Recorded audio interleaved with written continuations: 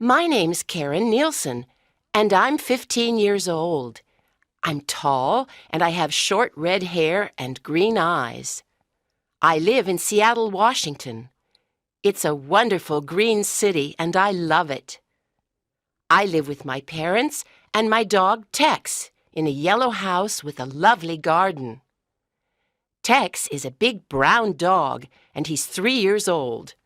I have a lot of fun playing with him. In my free time, I like playing volleyball, going rock climbing, and listening to music. I have a big music collection, and I love listening to music with my friends. I also like reading science fiction books. My story begins in August, a month before school started. My parents and I were having breakfast in the kitchen, and we were watching the local news on the television. Suddenly, the newsreader said, "Alien alert! Early this morning, there was a report of an unidentified flying object near the Cascade Mountains, east of Seattle. 2 tourists saw a UFO in the sky above them. They said it was gray and round. They also said it didn't make any noise. Later this morning, a high school teacher saw the same UFO flying above her house. The Seattle police are investigating." "Wow," I said. "An alien spaceship here in Seattle. This is exciting." Do you believe it? Asked my mom. Who knows? I don't think we're alone in this big universe. Said my dad. The Earth is only a small planet, you know. I started thinking about aliens and went to the library to look at some books about UFOs. That evening, all the newspapers had "Alien Alert" on their front pages. A month later, I went back to high school. This is my second year at Washington High School, and I like it a lot. When I finish school and university, I want to become a chemist. On the way to school, I met my best friend and classmate, Barbara Reynolds. She is a tall, pretty girl. She lives near my house, and we always walk to school together. She is Afro-American and one of the best students at our school. She wants to become a doctor. Basketball is her sport, and she plays on the girls' basketball team. Like myself, she also enjoys listening to music. We have some new teachers this year, said Barbara happily. I hope they're all men and cute. Me too. We need something new and interesting in our lives, I said, laughing. Barbara and I like talking about boys and clothes. It is fun. Did you buy any new clothes for school? She asked. I bought these new jeans and this black belt, I said. The jeans look great with the pink t-shirt, she told me. I bought this new blue jacket and white trainers for the fall. Did you hear about the news about that UFO near the Cascade Mountains last month? I then asked. I was in California visiting my grandmother, so I didn't hear much, but I read about it online, said Barbara. People see at least one every month in the United States, but no one has ever seen an alien. Do you think they really exist? I asked. I don't think we're alone in the universe, she said. But it's a mystery. I agree. We got to school at 8:30 and went to our first class, science. There was a man of about 30 in the classroom. Hello, I'm Mr. Kent, your new science teacher, he said. Barbara and I looked at him. He was tall and quite slim. He had blonde hair and brown eyes. He was well-dressed and had a friendly face. We're lucky, whispered Barbara. He's really cute. You're right, I whispered, laughing. What's your name? He asked, smiling at me. Hi, I'm Karen Nielsen, I answered. Then he looked at Barbara and asked, And who are you? My name's Barbara Reynolds. At that moment, an airplane passed over our school and made a lot of noise. Everyone in class looked out of the window, but the sun was very bright in front of us, and it hurt our eyes. We turned away from the window, but Mr. Kent didn't. He looked directly at the airplane and at the sun. How strange, I thought, The sun doesn't hurt his eyes. When the science lesson was over, we went to the English lesson. The new teacher was a very thin man with black hair and green eyes. He had a small nose and a pale face. "What a strange teacher," I whispered to Barbara. Very strange, She whispered. The new teacher didn't smile and spoke slowly and coldly to the class. My name is Mr. Wilkinson, and I'm your new English teacher. I don't want any talking in class. This year we're going to study William Shakespeare and other great writers. Ugh, how boring. Said two boys who were sitting at the back of the class. Stop that now. Said Mr. Wilkinson. Now, open your literature books at page 5. His voice was strange. He sounded like a robot. Barbara touched my arm and whispered, He's terrible. How are we going to survive this class? I looked at her and whispered back, I have absolutely no idea. A strange new teacher. Everyone at school had lunch at 12:30 in the cafeteria. I always had lunch with Barbara and Walter Andrews, a 16-year-old boy. He was tall and had dark brown hair and dark eyes, and I liked him. He was a quiet boy and didn't have many friends. His favorite subjects were math and science, and he liked computers a lot. His parents were divorced, and he lived with his father and his cat, Tootsie. He was often lonely because he never saw his mother, and his father was always at work. He loved Tootsie and spent a lot of time with her. "What do you think of our new teachers?" I asked Barbara and Walter. Well, I think Mr. Kent is really cute. He's friendly, too, said Barbara. But did you see the way he looked at the airplane? The sun didn't hurt his eyes, said Walter. "Did you hear Mr. Wilkinson's voice?" I asked. "He talks like a robot. His voice is so cold." And he's unfriendly, said Barbara. Hey, look over there. Look at what he's drinking, whispered Walter. We all looked at Mr. Wilkinson, who was sitting by himself in a corner of the cafeteria. He had a strange lunch. There was a glass of green juice in front of him, and on the table there were some black pills.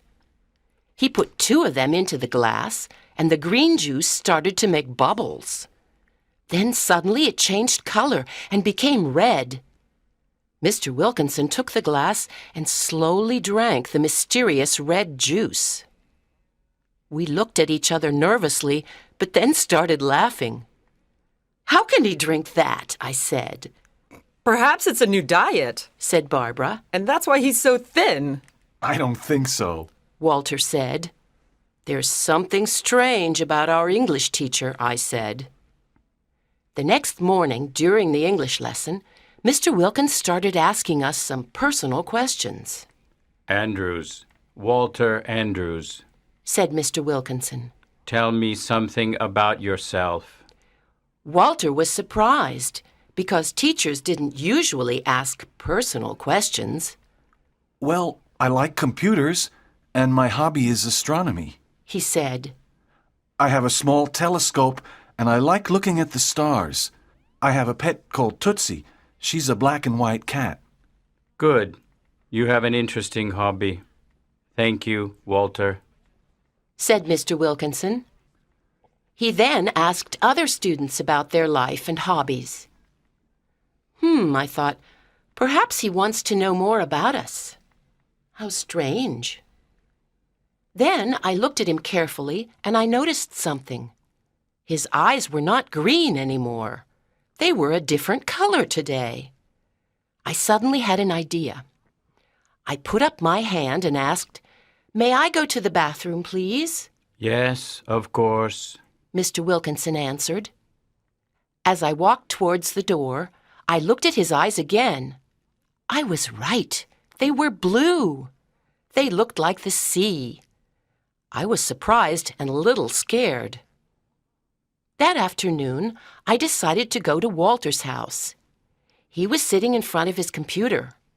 He was very interested in aliens and life on other planets. There were posters of the solar system and the constellations on the wall of his room. "Did you hear about the alien alert last month?" I asked. Yeah, in the Cascade Mountains, right near Seattle. Said Walter. The news was exciting, but the police and the newspapers never tell us the truth. I'm sure there are UFOs and aliens in the universe. "What are you looking at now?" I asked. I'm on the internet, on the International Space Club site. He said excitedly. Listen to this, Karen. Something very important is happening. A comet is passing through the Virgo constellation. When a comet and a constellation meet, aliens can travel to our planet. Everything is right for intergalactic voyages. "What are intergalactic voyages?" I asked. They're when you can travel from one galaxy to another. Walter said. They can take place only at special times. For example, when a constellation and a comet meet. Some people say aliens come to Earth to attack us, but I think they want to study us. "Wow, you know everything about space," I said. I love space, Said Walter, smiling. I want to become an astronaut.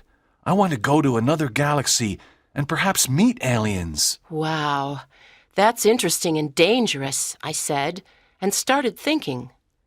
Suddenly, I had an idea. "Perhaps Mr. Wilkinson is an alien," I said slowly. What? He cried, looking at me. Oh, Karen, you read too many science fiction books. He's not an alien. "Well, his voice doesn't sound human. His eyes change color, and he has a very strange lunch," I said. What do you mean his eyes change color? He asked, surprised. "Didn't you notice?" I said. "Yesterday they were green, and today they were blue." Are you sure? He asked. "Of course I'm sure," I said excitedly. "Listen, Walter, there was a UFO sighting last month, and Mr. Wilkinson is a new teacher at Washington High. No one knows where he comes from. Perhaps he arrived on that UFO." Walter looked at me with his big, dark eyes and said, Well, it's possible. He has got a very strange face, and his voice is really cold. Perhaps he is an alien. And that's why he asked us those personal questions. He wants to study us. "Exactly," I said. "But let's study him, too. We can follow him and see where he lives."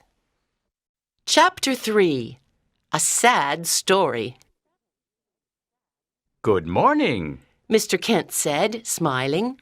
Today we're going to the lab to do some practical work. The lab was a big room with long tables, chairs, and big cupboards. There were white mice in cages. When Mr. Kent walked by their cages, they all started running around and making a lot of noise. What's the matter? Laughed Mr. Kent, speaking to the white mice. Are you afraid of me? I won't eat you. Then he looked at the class and said, Today's lesson is about worms. I'm going to give you some worms, and you have to cut them in half. The two pieces can live and move by themselves. You'll see. I was not happy. I looked at my worm. It was long and green. I didn't want to cut it. Karen, are you afraid of your worm? Asked Mr. Kent, smiling. Give me your knife, and I can help you. His arm touched mine, and I got an electric shock. I jumped up from my chair. What's wrong, Karen? Asked Mr. Kent. "Oh, nothing," I said, trying to smile. He cut the worm and then walked to the next table to help other students. I wrote a note to Walter and told him about the electric shock. "Walter," I whispered. He turned around and I gave him the note. Walter and Karen, what are you doing? Asked Mr. Kent. What do you have in your hand, Walter? His voice scared me. Walter and I were in big trouble with the teacher. Nothing. said Walter, Please pay attention. said Mr. Kent, Next time, you'll have to give me the note. I'm sorry, Mr. Kent. said Walter. When the science lesson was over, Mr. Kent called me to his desk. Oh, no, I thought. I'm sorry I scared you during the lesson. 2 years ago, I had a bad car accident and lost my arm. My left arm is artificial. It's an electric arm. Sometimes it gives electric shocks. I was surprised and sorry. At lunch, I told Walter and Barbara about Mr. Kent's electric arm. They were both surprised. As we walked out of the cafeteria, we saw Mr. Wilkinson, Hello, Mr. Wilkinson. said Barbara. Oh, hi. He said, looking at us. His eyes were green again, but I didn't say anything. At 3:30, Walter and I ran out of the school and waited for Mr. Wilkinson to walk by. We saw a lot of students and teachers, but we didn't see him. Finally, we saw him walking down the street, and we followed him silently. He lived near the school in a pretty white house. There was a small garden around it and a big tree near the front door. He walked into his house, and we went quietly to a window and looked inside. He put some books on the kitchen table and opened the refrigerator. He took out a bottle of the horrible green juice and put it on the table. Then he went upstairs, Oh, no. said Walter. He went upstairs. No problem, I said. I can climb up this tree, Are you sure? asked Walter, surprised. Of course, I said, laughing. Don't forget, I go rock climbing, Well, be careful, Karen. said Walter. I climbed up the tree, and I could see Mr. Wilkinson's bedroom, What's happening? whispered Walter. He's in his bedroom, and he's sitting in front of a mirror, I whispered back. His hands are on his hair. Oh, no, What? Tell me. asked Walter. I continued looking into the house. Mr. Wilkinson was now completely bald. I felt cold. Suddenly, I saw my face in Mr. Wilkinson's mirror, and he saw it too. He turned around and looked at me. I was terrified, and I didn't know what to do. I could not run away because I was at the top of a big tree. But Mr. Wilkinson didn't look angry. He looked sad.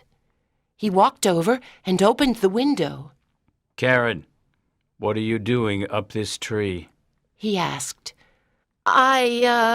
Please climb down. He said. I want to talk to you.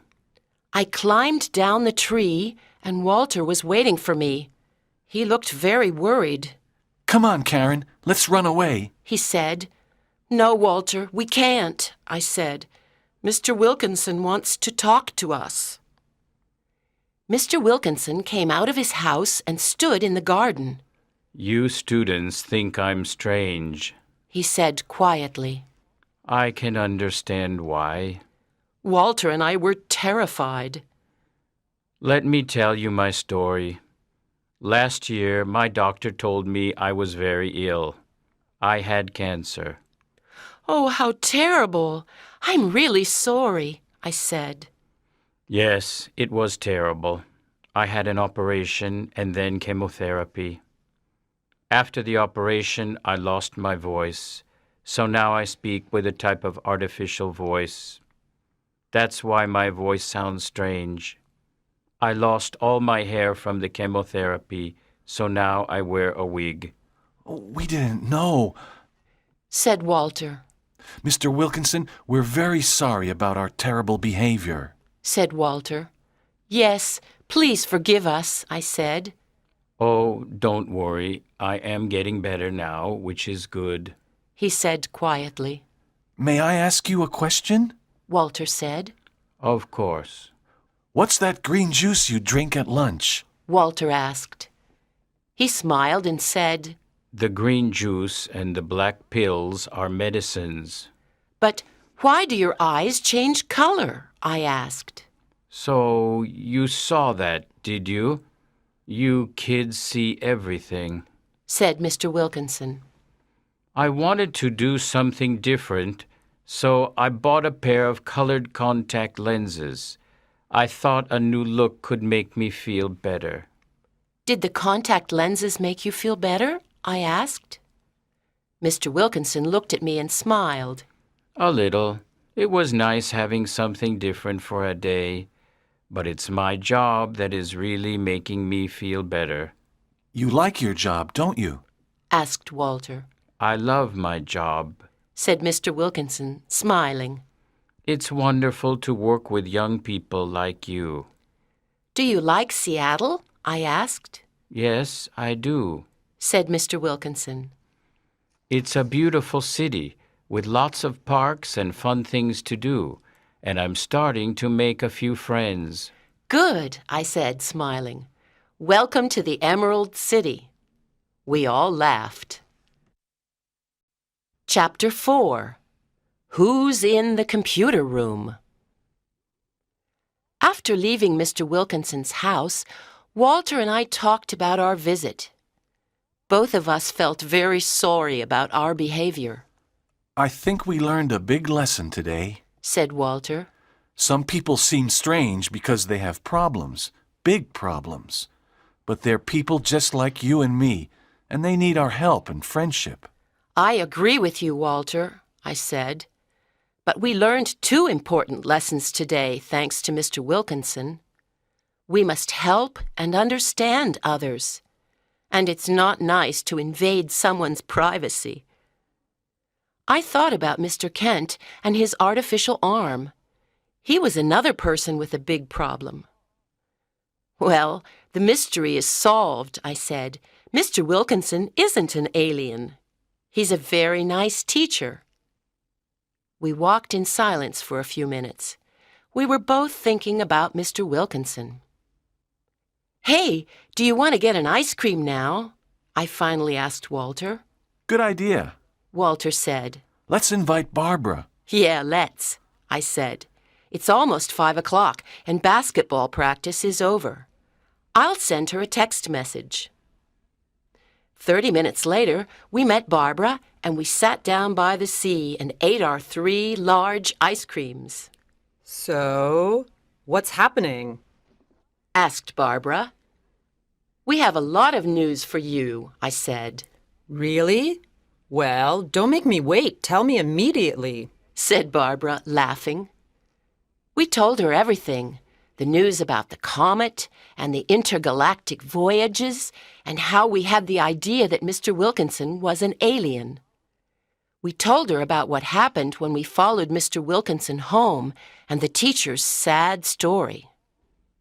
Barbara listened carefully, and she was very surprised. The poor man. She said sadly. What a terrible problem. And he's alone here in Seattle, isn't he? Karen, let's make him a delicious chocolate cake next weekend. My mom can help us. It'll be a welcome present.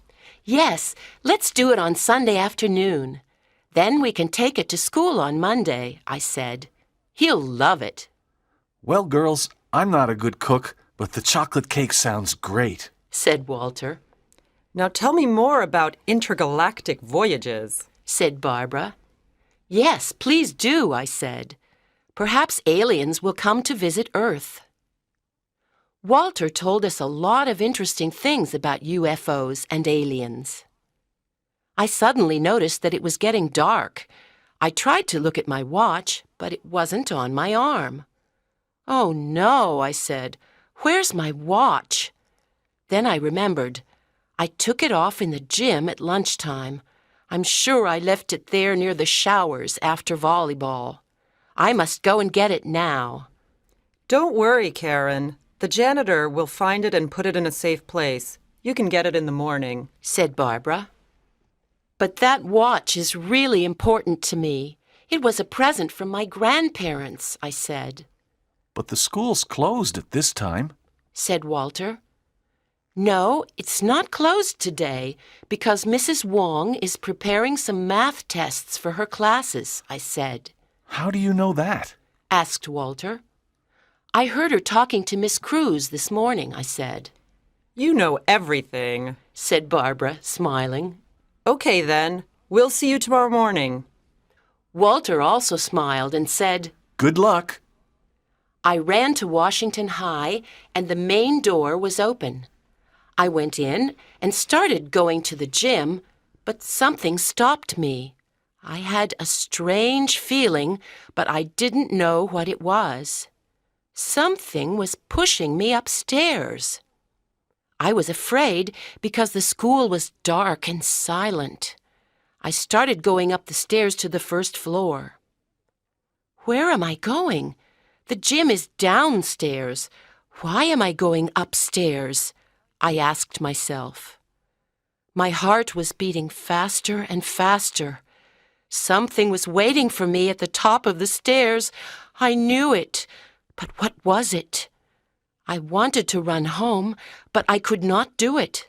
I had to find out.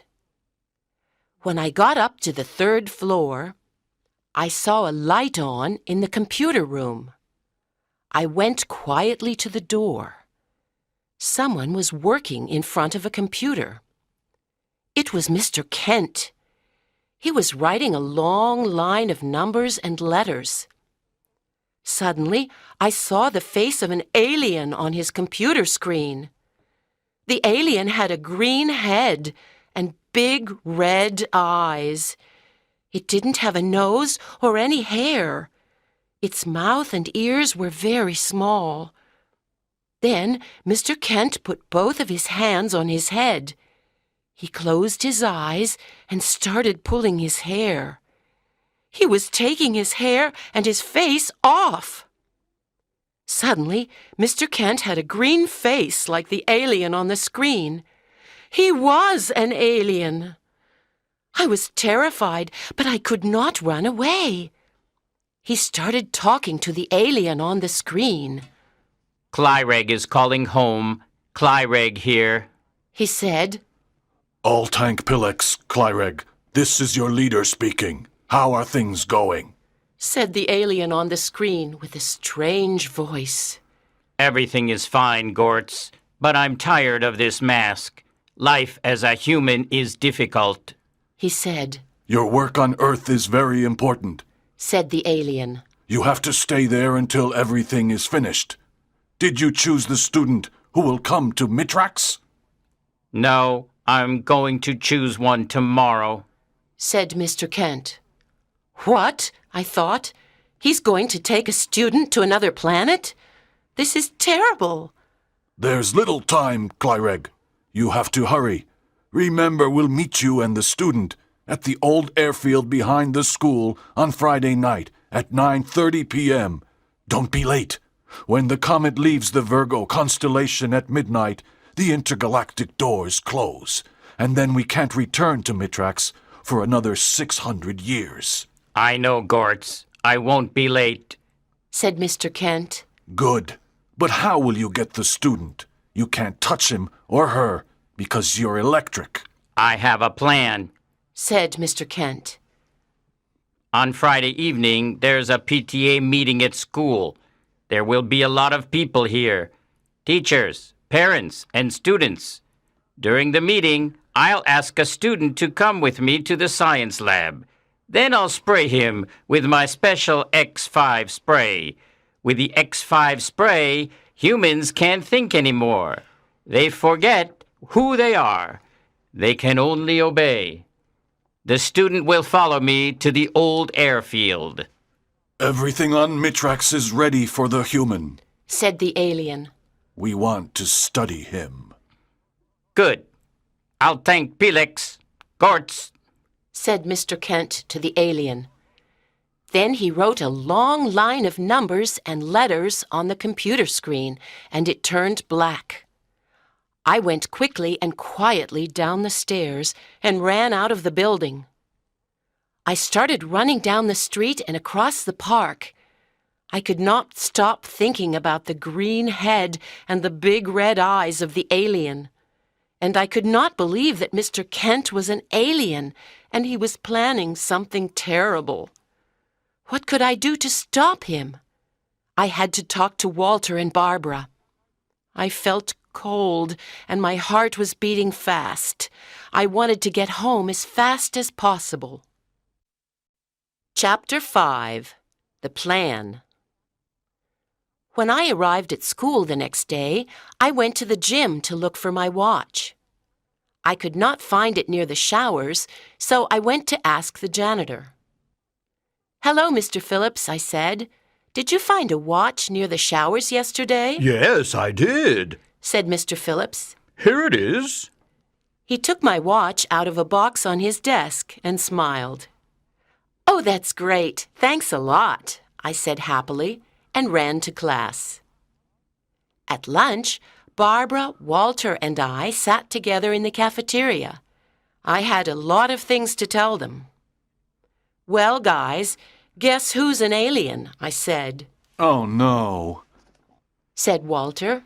Not another alien. First it was Mr. Wilkinson. Is this a joke? Asked Barbara.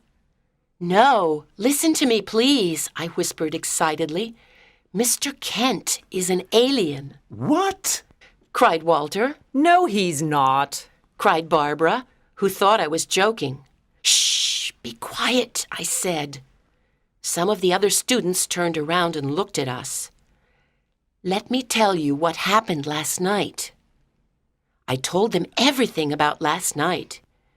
My friends were shocked, but they believed me. They stopped eating their lunches. Do you remember the alien alert in August? Asked Walter. All the newspapers were talking about it. Yeah. Said Barbara. Some people saw a UFO near the Cascade Mountains. Then Mr. Kent is one of the aliens from the UFO. Said Walter. Do you remember how he looked at the sun the first day of school? And how the mice in the cages were afraid of him? Wow! Aliens scare me. Said Barbara. A teacher who's an alien at our school. I don't think aliens are bad. Said Walter. They're just different. Now listen, I said. Other aliens are coming to the old airfield Friday night in their spaceship.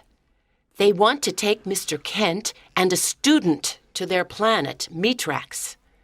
They want to study humans. A student? Cried Barbara. That's one of us. We have to stop him. Said Walter. Are the aliens coming this Friday? Asked Barbara. Yes, on the day of the PTA meeting, I said. And today is Thursday. We only have one day to do something. I have an idea. Said Walter. What is it? I asked. We have to find the special X5 spray and take it away from Mr. Kent. Walter said. Without it, he can't take the student. Great idea, said Barbara. The spray is probably in the science lab or in his house. This afternoon when he goes home, we can look for the spray in the science lab. Said Walter. But all the sprays and bottles are in locked cupboards, and we don't have the key. Maybe my brother Matt can help us. Said Barbara. He's a policeman, and he has a special key that opens all doors. Can we use it? Asked Walter. Well, I can't tell him our story because he'll never believe it. Said Barbara. But sometimes he goes to work and leaves the special key in his room. I'll look for it and take it. Then I'll put it back. Be careful, Barbara, I said. We don't want trouble with the police. We started laughing. It was time to go back to our afternoon classes, math and American history. I was happy when school ended at 3:30. Barbara and I went to her house, and Walter stayed at the school library.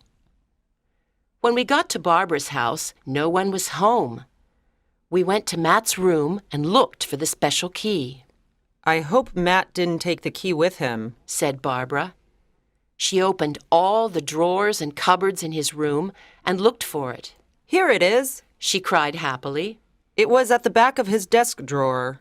Oh, great. Now let's go back to school, I said. We went back to school quickly and called Walter, who was still studying in the library. It was almost 5 o'clock, and there was no one in school. We went upstairs to the science lab. The door of the lab was open, and someone was inside. Oh no, it's Mr. Phillips, the janitor.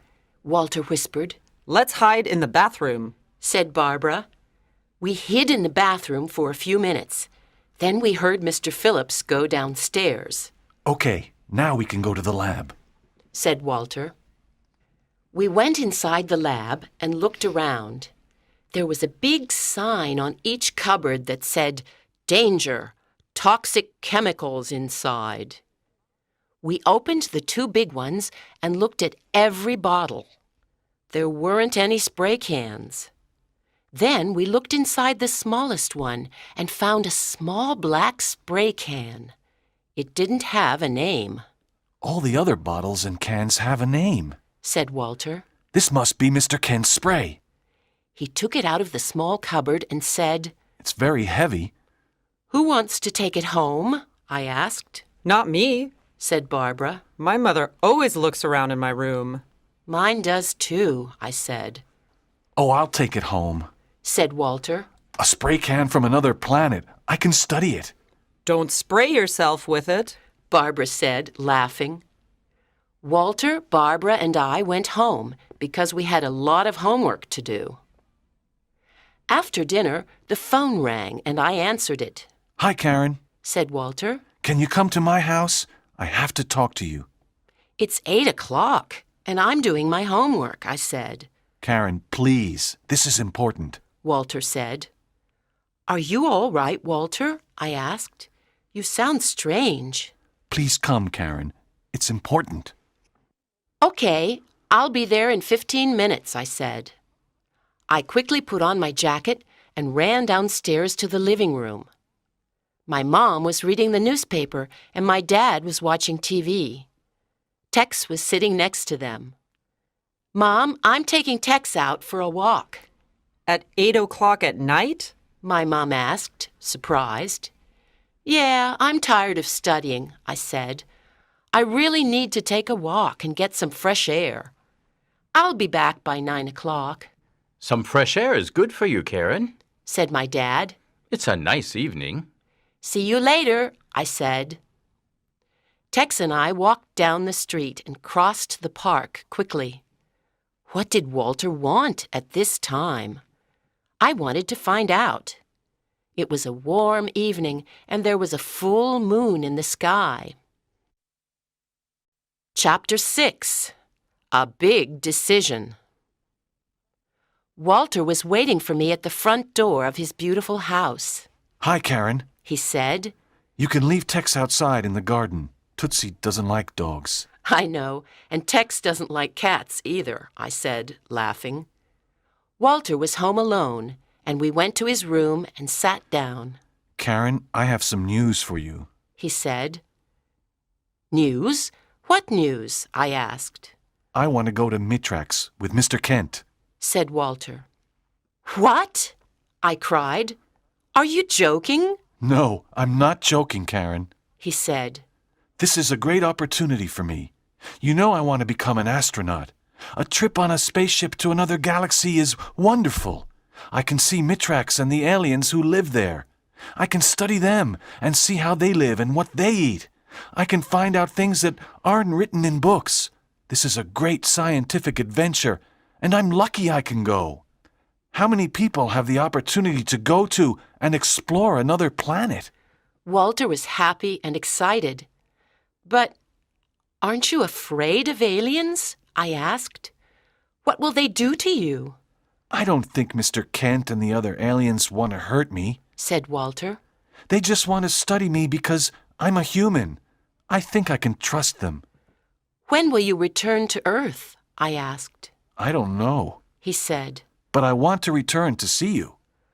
Are you going to tell your dad? I asked. He's away on business for a few days, said Walter. I'm going to write him a letter and explain everything. We talked for a long time, and I began to understand Walter's decision. I'll never see you again, I said, and started crying.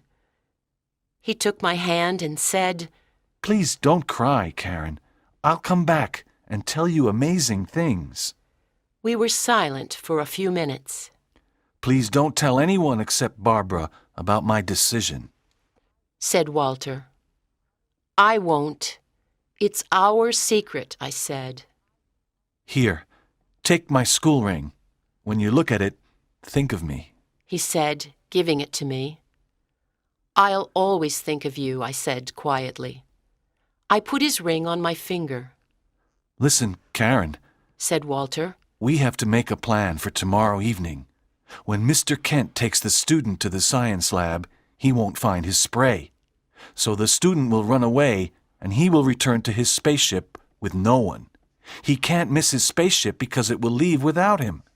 I'll wait for him in the science lab tomorrow evening, and I'll tell him my decision. Good luck, Walter, I said.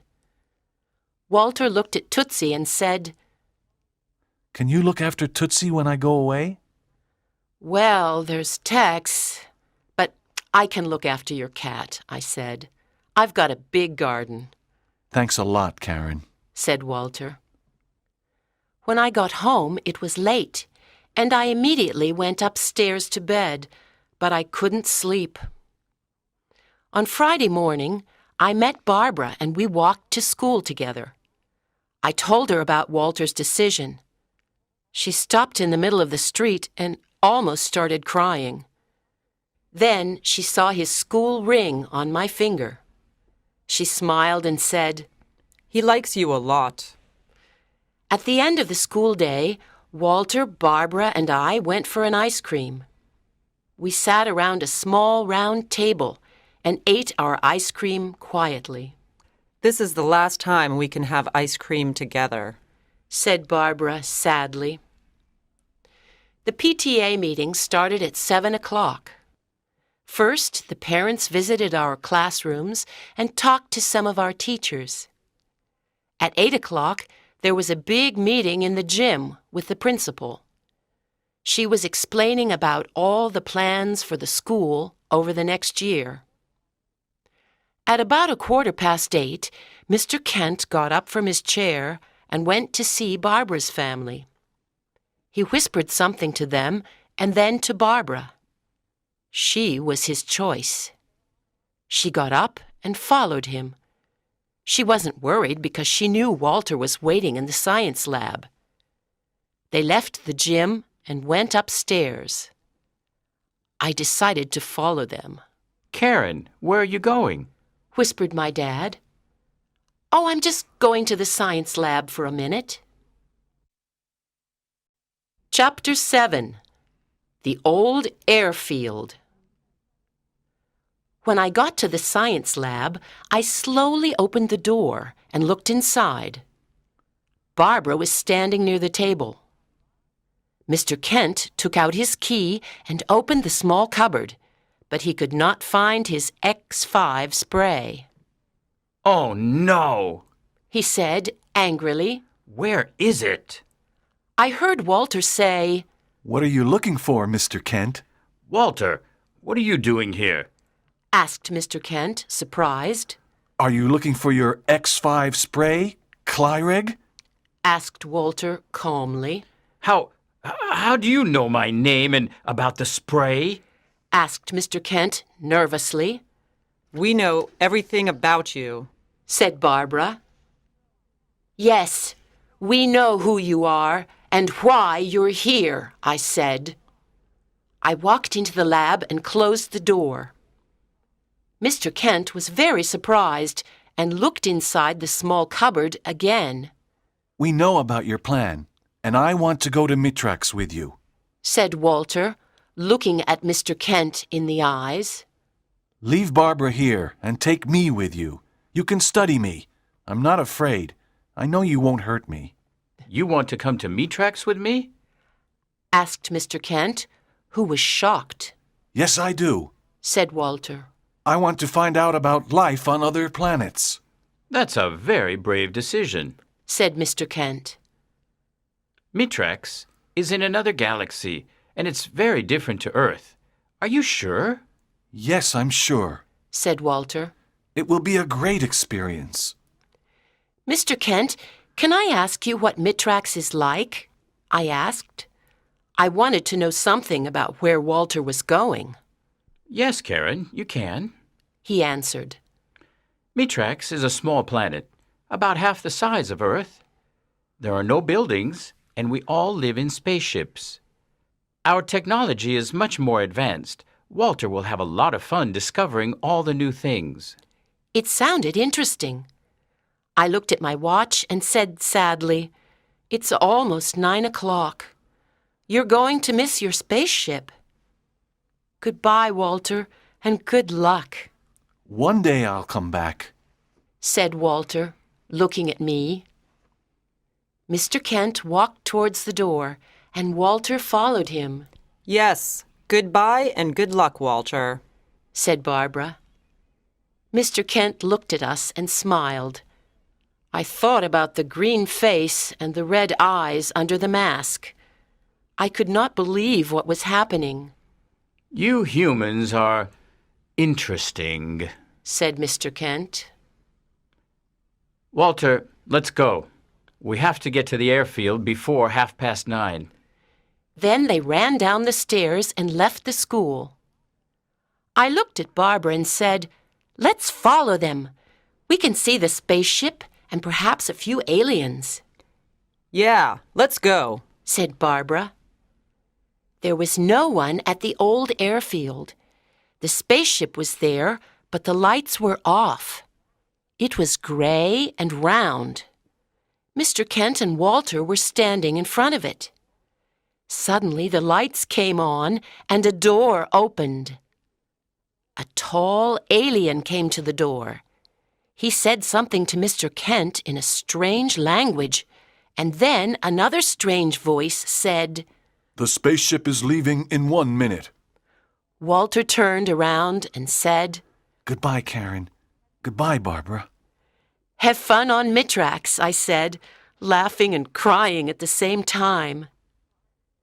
Walter and Mr. Kent went inside the spaceship, and the door closed suddenly. The spaceship lights turned on, and it immediately went up into the night sky silently. Barbara and I watched it until it disappeared. Then we went back to the meeting at school. Barbara went to sit with her parents, and I went to sit with mine. Is everything all right, Karen? My mom asked. "Of course," I said, This is a very interesting meeting. said my dad. When it's over, we're invited to coffee and cake in the cafeteria. "Oh, okay," I said, but I wasn't interested. I was thinking about Walter, Mr. Kent, the spaceship, and Mitrax. Barbara looked at me and smiled. She was the only one who could understand how I felt that evening.